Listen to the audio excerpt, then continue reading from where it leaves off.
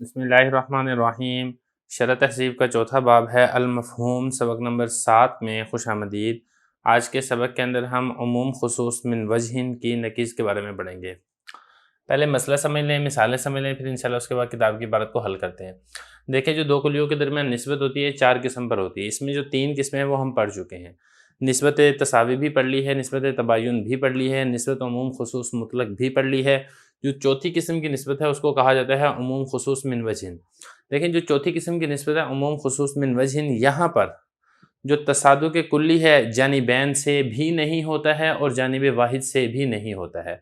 مطلب اس کا یہ ہے کہ یہاں پر دونوں کلیوں میں سے ہر کلی کے افراد دوسری کلی کے بعض افراد پر صادق آتے ہیں۔ مطلب پہلی کلی ہے وہ دوسری کلی کے بعض افراد پر صادق آئے گی، جو دوسری کلی ہے وہ پہلی کلی کے بعض افراد پر صادق آئے گی۔ اس کی مثال کیا ہے؟ اس کی مثال ہے جیسے کہ حیوان اور ابیض۔ اب یہ دیکھیں، حیوان ہے وہ ابیض کے بعض افراد پر صادق آئے گا، کیونکہ بعض حیوان ایسے ہیں جو ابیض ہوں گے، اور اسی طریقے سے جو ابیض ہے وہ حیوان کے بعض افراد پر صادق آئے گا۔ بعض ابیض ایسے ہوں گے جو حیوان ہوں گے، اور اسی طریقے سے بعض حیوان ابیض نہیں ہوں گے اور بعض ابیض حیوان نہیں ہوں گے۔ تو ہر کلی کا جو افراد ہیں وہ دوسری کلی کے بعض پر صادق آئیں گے، بعض پر صادق نہیں آئیں گے۔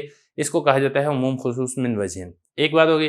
اب اس کے بعد ہم نے یہاں پر یہ سمجھنا ہے کہ ان کی جو نقیض ہے، ان کی نقیض کے درمیان نسبت کیا آئے گی۔ تو بتانا یہ چاہ رہے ہیں کہ دیکھیں، ان کی جو نقیض ہے ان کے درمیان جو نسبت ہے وہ نسبت آئے گی تباین جزئی۔ اب تباین جزئی کیا ہوتا ہے اس کو تھوڑا سا سمجھ لیں۔ دیکھیں، جو تباین جزئی ہے اس کے 2 فرد ہیں۔ ایک فرد تو یہ ہے عموم من وجہ، اور دوسرا فرد اس کا یہ ہے تباین کلی۔ اب عموم من وجہ کیا ہے، تباین کلی کیا ہے، اس کو ذرا سمجھ لیں۔ دیکھیں، عموم من وجہ وہی ہے جو میں نے آپ کو بھی بتایا ہے عموم خصوص من وجہ، کہ ہر کلی دوسری کلی کے بعض افراد پر صادق آئے گی، اور جہاں پر عموم خصوص من وجہ ہوگا وہاں پر ایک مادہ اجتماعی ہوگا اور 2 مادے اشتراکی ہوں گے۔ ابھی مثال دیکھیں حیوان اور ابیض۔ اس میں دیکھیں ایک مادہ اجتماعی ہے، جیسے سفید طوطا۔ اب یہ سفید طوطا حیوان بھی ہے اور ابیض بھی ہے، تو دونوں جمع ہو گئے ہیں سفید طوطے میں۔ یہ تو ہو گیا مادہ اجتماعی، اور مادہ اشتراکی اس کے اندر 2 ہوتے ہیں عموم خصوص من وجہ میں۔ جیسا کہ یہ دیکھیں برف ہے، یہ ابیض تو ہے حیوان نہیں ہے، مادہ اشتراکی ہے۔ اسی طریقے سے بھینس یہ حیوان ہے ابیض نہیں ہے، یہ مادہ اشتراکی ہے۔ تو اب ان کی جو نقیض ہوگی نا عموم خصوص من وجہ میں، یا تو اس کی نقیض بھی ایسے ہی ہوگی کہ ایک مادہ اجتماعی اور 2 مادے اشتراکی ہوں گے، یہ ہوگا عموم خصوص من وجہ، یا پھر دوسرا کیا ہوگا کہ تباین کلی ہوگا۔ پہلے آپ عموم خصوص من وجہ کی مثال دیکھ لیں، پھر اس کے بعد تباین کلی کی مثال حل کریں گے۔ اب چلتے ہیں نقیض کی طرف۔ اب یہ دیکھیں حیوان اور ابیض، یہ عموم خصوص من وجہ کی مثال تھی۔ اب حیوان اس کی نقیض کیا آئے گی، لا حیوان، اور ابیض اس کی نقیض کیا آئے گی، لا ابیض۔ تو ان دونوں کے درمیان نسبت، یعنی لا حیوان اور لا ابیض، ان دونوں کے درمیان نسبت، جیسے کہ میں نے آپ کو کہا تھا نا تباین جزئی ہے، اور تباین جزئی کے 2 فرد ہو سکتے ہیں۔ ایک فرد تو یہ ہے کہ عموم خصوص من وجہ کی ہی نسبت ہو، اور دوسرا یہ ہے کہ تباین کلی کی نسبت ہو۔ تو یہ عموم خصوص من وجہ کی نسبت کیا ہے، یہ ہے عموم خصوص من وجہ کی نسبت میں نے آپ کو بتا دیا ہے کہ ایک مادہ اجتماعی اور 2 مادے اشتراکی ہوتے ہیں۔ اب یہ دیکھیں کالا پتھر۔ اب یہ جو کالا پتھر ہے یہ لا حیوان بھی ہے اور لا ابیض بھی ہے، یہ مادہ اجتماعی ہو گیا۔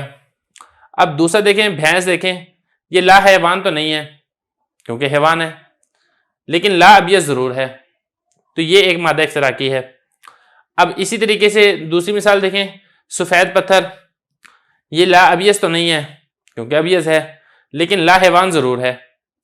تو یہ دیکھیں یہاں پہ ایک مادہ اجتماعی ہے اور 2 مادے اشتراکی ہیں۔ تو بتانے ہی چاہ رہے ہیں کہ عموم خصوص من وجہ کی جو نقیض ہے اس میں یا تو عموم خصوص من وجہ کی ہی نسبت ہوگی یا تباین کلی کی نسبت ہوگی۔ اب یہ عموم خصوص من وجہ کی نسبت کی مثال آ گئی ہے۔ اب چلتے ہیں تباین کلی کی مثال کی طرف۔ اب یہ دیکھیں تباین جزئی کی جو دوسری قسم تھی نا، کہ جو نقیض ہے عموم خصوص من وجہ کی، اس کے درمیان جو نسبت ہوگی وہ تباین کلی کی نسبت ہوگی۔ اس کی مثال دیکھیں جیسے حیوان اور لا انسان۔ اب یہ 2 ایسی کلیاں ہیں جن دونوں کے درمیان نسبت عموم خصوص من وجہ کی ہے، اور آپ کو معلوم ہے کہ جہاں پہ عموم خصوص من وجہ ہو وہاں پر ایک مادہ اجتماعی اور 2 مادے اشتراکی ہوتے ہیں۔ اجتماعی مادہ کی مثال ہے فرس۔ اب یہ دیکھیں فرس حیوان بھی ہے اور لا انسان بھی ہے، اور اشتراکی مادہ میں ایک دیکھیں ایک ہے زید۔ اب زید حیوان تو ہے لیکن لا انسان نہیں ہے، اور اسی طریقے سے پتھر، یہ لا انسان تو ہے حیوان نہیں ہے۔ تو بتانے ہی چاہ رہے ہیں کہ عموم خصوص من وجہ کی جو مثال ہے ایک مادہ اجتماعی اور 2 مادے اشتراکی ہیں۔ لیکن جب ہم چلتے ہیں نا اس کی نقیض کی طرف، تو اس کی نقیض میں آپ کو تباین کلی نظر آئے گی۔ آپ دیکھیں ذرا اس کی نقیض کیا ہے، حیوان کی نقیض ہوگی لا حیوان، اور لا انسان کی نقیض ہوگی انسان۔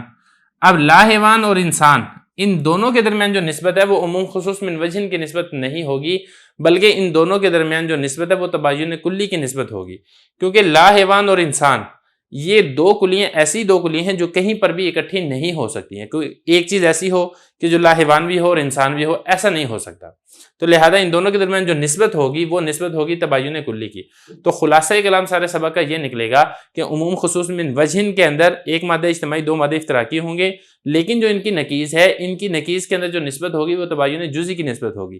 پھر تباین جزئی کیا مطلب ہے اس کا مطلب یہ ہے کہ یا تو عموم خصوص من وجہ کی نسبت ہوگی نکیز میں، جیسے کہ میں نے آپ کو پہلے مثال پیش کی ہے، یا پھر جو نسبت ہوگی وہ تباین کلی کی نسبت ہوگی، جیسے کہ اس کی مثال یہ والی آپ کے سامنے آ چکی ہے۔ اب یہاں تک مسئلہ حل ہو چکا ہے، اب چلتے ہیں کتاب کی عبارت کے حل کی طرف، جو ہم انشاءاللہ اگلے سبق کے اندر کریں گے۔